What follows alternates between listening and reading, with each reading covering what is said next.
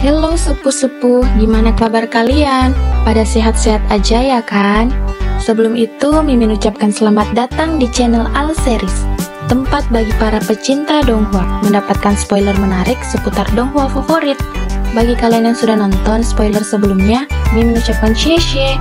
Bagi yang belum nonton, Mimin sarankan agar kalian nonton terlebih dahulu supaya kalian gak bingung dengan alur pembahasan kali ini.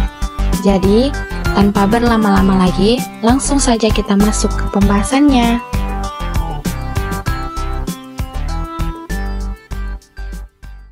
Setelah terbang jauh dari kepungan Legiun Insinyur Phoenix Jiwa, Huo Yuhao mendarat di sebuah tempat yang sangat dingin. Juzi berbalik dan tiba-tiba memeluk Yuhao sembari mengatakan kalau selama ini dia mengira Yuhao telah mati sejak peristiwa saat itu.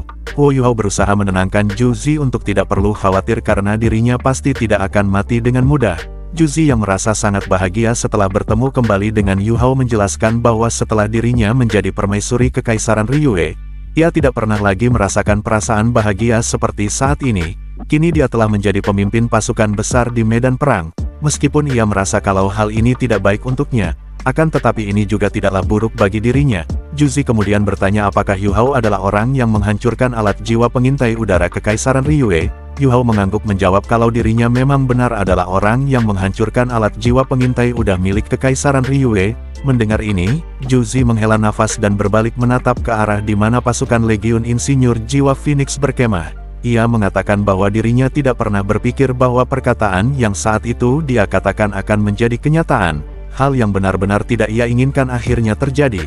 Dia dan Yuhao pada akhirnya bertemu di medan perang sebagai lawan. Huo Yuhao heran mengapa Su Tianran membiarkan permaisurinya terjun ke dalam medan perang.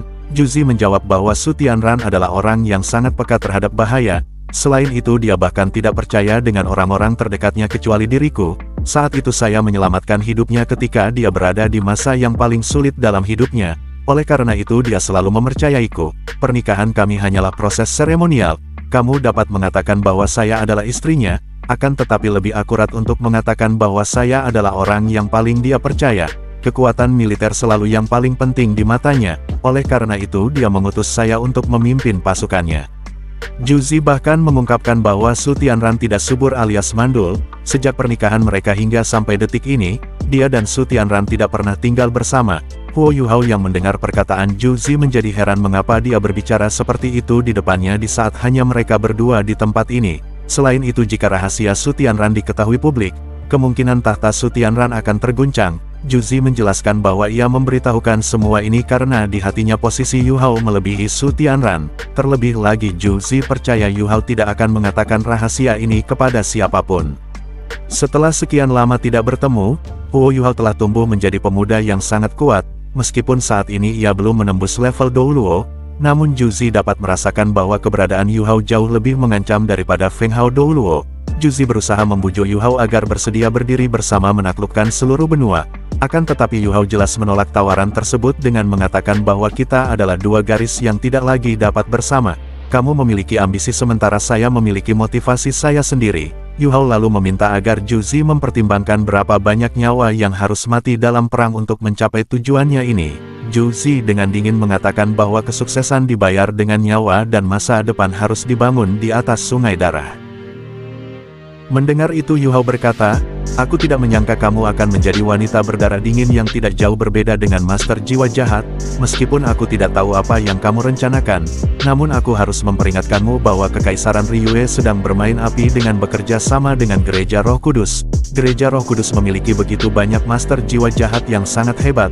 Terlebih lagi dua limit Douluo mereka merupakan manusia paling kuat di benua. Di masa depan, bahkan jika Kekaisaran Ryue dapat menaklukkan seluruh benua, para Master Jiwa Jahat ini pastilah tidak akan tetap diam. Aku khawatir mereka akan memiliki tujuan yang sama denganmu. Mendengar ini Juzi tertawa dipenuhi kepercayaan diri. Ia berkata bahwa Yuhao tidak perlu khawatir akan hal itu. Selama kamu bersedia bersamaku, aku pasti akan membiarkanmu memahami rencanaku. Meskipun Gereja Roh Kudus sangat kuat, akan tetapi bahkan manusia yang terkuat pun memiliki kelemahan. Terlebih lagi mereka hanyalah sekte sementara yang saya kendalikan adalah kekuatan kekaisaran. Apakah kamu benar-benar percaya bahwa kekuatan individu dapat berperang melawan seluruh kekaisaran? Juzi sekali lagi meminta agar Yuhao bersedia bergabung bersamanya. Akan tetapi Yu Hao terus menolaknya. Yu Hao menegaskan bahwa meskipun saya tidak mau ini terjadi, namun mungkin kita hanya bisa menjadi musuh. Setelah hari ini saya akan mempertaruhkan segalanya untuk menghentikan invasi Kekaisaran Ryue. Juzi mengungkapkan bahwa ia paling tidak mau bermusuhan dengan Yu Hao, namun karena Yu Hao telah membuat pilihannya, maka setelah hari ini, mereka berdua hanya bisa menjadi musuh. Dengan perasaan sedih Juzi bertanya, pernahkah kamu menyukaiku? Yu Hao mengangguk yang membuat Juzi merasa sedikit bahagia. Yu Hao menjelaskan bahwa Juzi merupakan wanita pertama yang pernah ia cintai. Namun karena banyaknya rintangan serta hambatan di antara mereka, sehingga mereka mustahil bersama. Belum sempat Yu Hao menyelesaikan perkataannya, Juzi menghentikannya dan langsung mencium bibir Yu Hao. Yu Hao tertegun sejenak, namun dia jelas bisa merasakan ada sesuatu yang tidak beres. Dan ternyata Juzi meracuni Yu Hao melalui ciuman. Juzi memperingatkan agar Yu Hao tidak melawan karena ia telah memasukkan racun ke dalam mulut Yu Hao, di mana racun ini tidak memiliki penawar. Singkatnya, racun yang diberikan Juzi mulai menjalar ke tubuh Yu Hao. Lautan spiritual seketika terputus sehingga ia tidak bisa berkomunikasi dengan keempat rohnya. Setelah beberapa saat, kesadarannya mulai hilang dan ia jatuh pingsan. 15 menit berlalu ketika Juzi berbaring di pelukan Yu Hao, perasaan hangat serta kebahagiaan terlihat jelas dari wajahnya. Sesaat kemudian senyum aneh muncul di sudut mulutnya ketika dia mengeluarkan sebuah alat jiwa yang ia gunakan untuk mengambil sperma Yu Hao tanpa sepengetahuan Yu Hao. Di hari berikutnya Yu Hao akhirnya terbangun dari pingsannya. Ia memperhatikan sekelilingnya dan Juzi ternyata sudah pergi. Yu Hao menatap ke arah di mana pasukan Kekaisaran Ryue berada. Permaisuri salju muncul di sampingnya memperingatkan agar berhati-hati dengan Juzi. Permaisuri salju mengatakan bahwa wanita itu sangat berbahaya. Jika dia ingin membunuhmu, kamu pasti telah mati. Yu Hao lalu meminta maaf atas kecerobohannya sehingga Juzi berhasil meracuninya. Permaisuri salju mengatakan, kamu tidak perlu meminta maaf kepadaku. Kebaikanmu telah membawamu ke situasi berbahaya seperti saat ini. Entah apa yang telah wanita itu lakukan terhadap ketika kamu pingsan. Kelak jika kamu bisa, membunuhnya adalah pilihan terbaik. Mendengar ini Yu Hao berkata, aku tidak bisa membunuhnya karena sebelumnya dia telah menyelamatkan hidupku. Permaisuri salju memperingatkan agar tidak lagi berinteraksi dengan Juzi jika tidak ingin mendapat bahaya. Selanjutnya Permaisuri salju bertanya apa yang akan Yu Hao lakukan selanjutnya. Yu Hao menjawab kalau ia akan terus menyelidiki apa yang akan dilakukan pasukan Kekaisaran Ryue. Menurutnya, pasukan Kekaisaran Ryue tidak akan datang begitu jauh ke Extreme North hanya untuk berurusan denganku. Permaisuri salju memberitahukan tidak sulit untuk mencari tahu rencana pasukan Kekaisaran Ryue di Extreme North karena tempat ini merupakan wilayahnya. Singkatnya, Yu Hao bergegas kembali ke arah pasukan Kekaisaran Ryue. Terlihat pasukan Kekaisaran Ryue belum pergi dan masih berkemah di tempat sebelumnya. Para insinyur jiwa dan tentara tengah sibuk membangun sebuah fondasi membuat Yu Hao bertanya-tanya, apa yang sebenarnya Juzi rencanakan.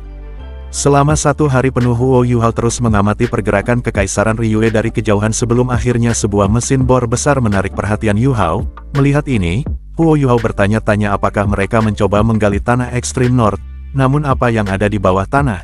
Yu Hao terus merenung memikirkan apa yang Kekaisaran Ryue coba rencanakan, hingga pada akhirnya sebuah pemikiran melintas di benaknya di mana ia curiga kemungkinan Kekaisaran Ryue mencari sumber daya yang mereka butuhkan di bawah Extreme North atau mungkinkah ada alasan lainnya. Yu Hao terbang ke langit dan mencoba mengamati dari atas. Ketika dia melayang tinggi di atas cakrawala, dia dengan cepat menemukan bahwa ternyata Kekaisaran Ryue membangun kamp mereka tepat di dekat wilayah perbatasan Kekaisaran Dowling. Sekitar 25 km jauhnya, terdapat barak milik Kekaisaran Dowling yang mereka gunakan untuk menambang mineral. Yu Hao bukanlah orang bodoh, ia dengan cepat menyadari tujuan sebenarnya dari Kekaisaran Ryue. Kekaisaran Ryue sebenarnya mengincar inti logam langka yang terletak di Extreme North di dekat perbatasan Kekaisaran Dowling dan Kekaisaran Jiwa Surgawi. Tidak heran jika Permaisuri Juzi secara pribadi memimpin pasukannya ke tempat ini. Sumber daya di sini sangatlah penting bagi Kekaisaran Ryue. Mereka sangat maju dalam hal alat jiwa.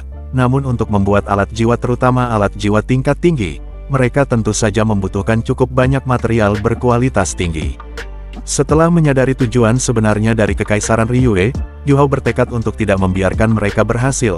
Apapun yang terjadi, jika Kekaisaran Ryue berhasil mendapatkan sejumlah besar logam langka ini, mereka pasti akan menciptakan banyak alat jiwa untuk mereka gunakan melawan 3 kerajaan di benua Douluo.